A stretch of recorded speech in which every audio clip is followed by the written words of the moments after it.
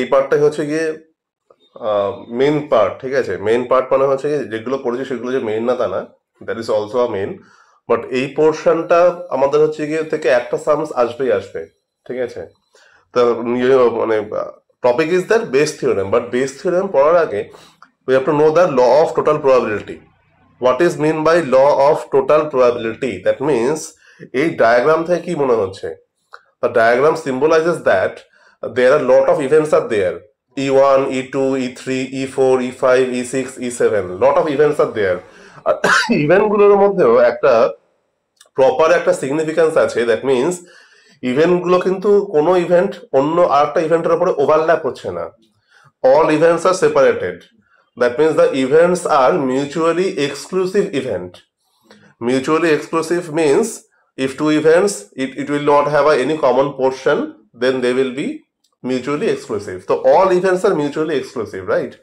So let E1, E2, E3, E7 are mutually exclusive and exhaustive. Exhaustive means the events are exclusive, but the total E1, E2, E3, E7, they all, if you take together, you will get the whole box, means whole sample space you will get. So it is also called exhaustive, ঠিক আছে। তো সেখান থেকে ধর এগুলো হয়ে গেছে, E1 থেকে E7 অব্দি ইভেন্ট গুলো অলরেডি হ্যাপেন্ড। সেখান থেকে র্যান্ডামলি আমি একটা ইভেন্ট নিলাম, এ ইভেন্ট র্যান্ডামলি।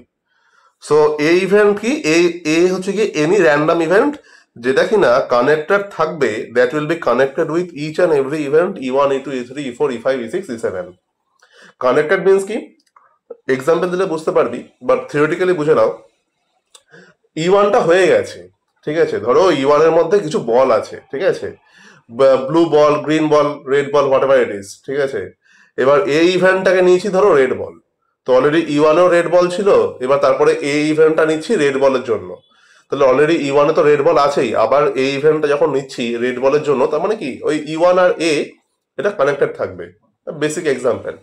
তো থিওরিটিক্যালি কি বলছি, যে অলরেডি সবকটা ইভেন্ট হয়ে যাওয়ার পরে যদি if I take an any random event that will be associated with all the events E1 to E7, then ওই to find the probability of A, যেটা কিনা নতুন probability আমার কাছে হবে, probability of A, that will be called under the law of total probability, ঠিক আছে। তো সেটা কি করে ফাইন্ড করব, P of A will be, P of A find করছি না, তো P of A কানেক্টেড কার সাথে, সবার সাথে কানেক্টেড আছে, এ E1, E2, E3 সবার সাথেই আছে।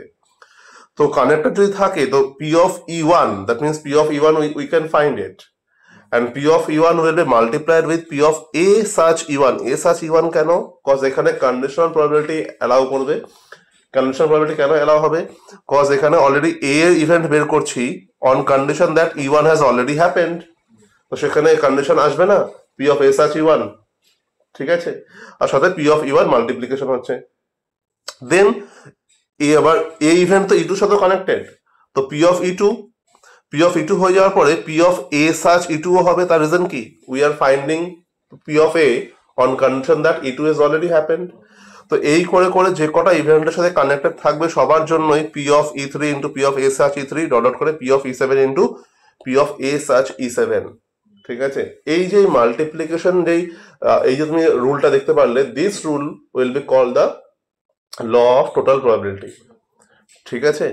এবার এখানে আমাদের এত খাটনি করতে হয় না, কজ গিভেন কোয়েশ্চেনে তোমার ম্যাক্সিমাম তিনটে ইভেন্ট গিভেন থাকে, max to max 3 events will be given. That means first 3 will be calculated, this plus this plus this, এই দুটোই, এই তিনটে থাকে। কোনো কোনো জায়গায় দুটো ইভেন্ট থাকে, তো প্রথম দুটো ক্যালকুলেট করতে হবে, ঠিক আছে, ক্লিয়ার। সো এটাকেই আমরা বলছি। এবার একটা এক্সাম্পল নেওয়া যাক, ঠিক আছে। এই P of A such E1, P of A such E2 এগুলো বের করার জন্য একটা এক্সাম্পল নিয়ে নিই, এক্সাম্পল বুঝে গেলে জিনিসটা ক্লিয়ার হবে। Question 1 is that a box has 5 blue and 4 red balls. একটা বক্সে 5 blue আর 5 red ball আছে। One ball is drawn at random and not replaced. আর রিপ্লেস করিনি কিন্তু, নিয়ে নিজের কাছে রেখে দিয়েছি। কালার ইজ নট নোটেড, মানে কি কালারটা দেখে নিই আমরা, ঠিক আছে, ভালো করে বুঝবি, এই জায়গাটাই important. Colour is not noted, that means বক্সে কি আছে, ব্লু আছে অ্যান্ড রেড আছে। বক্স কন্টেন্স 2 balls না, ব্লু অ্যান্ড রেড, তো ব্লু আর রেড যে কোনো একটা আসতে পারে। কালার নট নোটেড মিনস কি, ব্লু কালারও আসতে পারে আবার রেড কালারও আসতে পারে, ঠিক আছে। তো এইখানে কন্ডিশনটা কিন্তু আমি পেয়ে গেলাম, ব্লু কালার আর রেড কালার আসতে পারে, ইট মে কাম। দেন আনাদার বল ইজ ড্রন, ঠিক আছে, তারপর আরেকটা বল চুজ করছি। What is the probability of second ball being blue? এই যে ফার্স্ট টাইম চুজ করা হয়ে গেল, তারপরে আবার সেকেন্ড টাইম চুজ করছি, তো সেকেন্ড টাইম চুজ করা মানে কি, ওই যে ইভেন্ট এই ইভেন্টটা, ঠিক আছে। তো ফার্স্ট টাইম চুজ যখন করেছিলাম সেই কন্ডিশনে ভালো করে দেখ, ফার্স্ট টাইম চুজ করার সময় কন্ডিশনটা কি ছিল, যে ব্লু আর রেড যে কোনো একটা বল আসতে পারে, রাইট? তো ফার্স্ট কন্ডিশনে আমি কি লিখছি এখানে, যে 5 blue and 4 red balls are there, color is not noted, that means blue or red anyone can come, yes or no, first কন্ডিশনে, ফার্স্ট ড্রতে। তো ফার্স্ট ড্র আমি করলাম, সেকেন্ড ড্রতে ব্লু আসবে, ঠিক আছে। এই যে ফার্স্ট ড্র করছি এখানে তো দুটো কন্ডিশন, ফার্স্ট ড্রতে কি আসতে পারে, ফার্স্ট ড্রতে ব্লু আসতে পারে, ফার্স্ট ড্রতে রেডও আসতে পারে, তাহলে সেইগুলো আমাদের হচ্ছে কি ওই E1 E2 ফার্স্ট ইভেন্ট গুলো। তাহলে E1 মানে কি getting blue on first draw, E2 মানে কি গেটিং রেড অন ফার্স্ট ড্রতেই, ঠিক আছে, ক্লিয়ার। এবার E1 E2 হয়ে গেছে, E1 E2 হয়ে যাওয়ার পরে দেন আমি এখন কিন্তু এই সেকেন্ড ড্রতে ব্লু বলটা ফাইন করব, তো সেটা আমি নেব এই ইভেন্ট, ঠিক আছে। তো পি অফ E1 ফাইন করতে পারবো, পি অফ E1 কত হবে, getting blue ball on first draw 5/9, cause blue তো 5টা আছে, অ্যান্ড পি অফ E2 কত হবে 4/9, 4 রেড আছে, তাই না, পি অফ E2টা। So now we will take the event A মানে কি getting blue ball on the second draw, second ড্রতে ব্লু বল ফাইন করবো।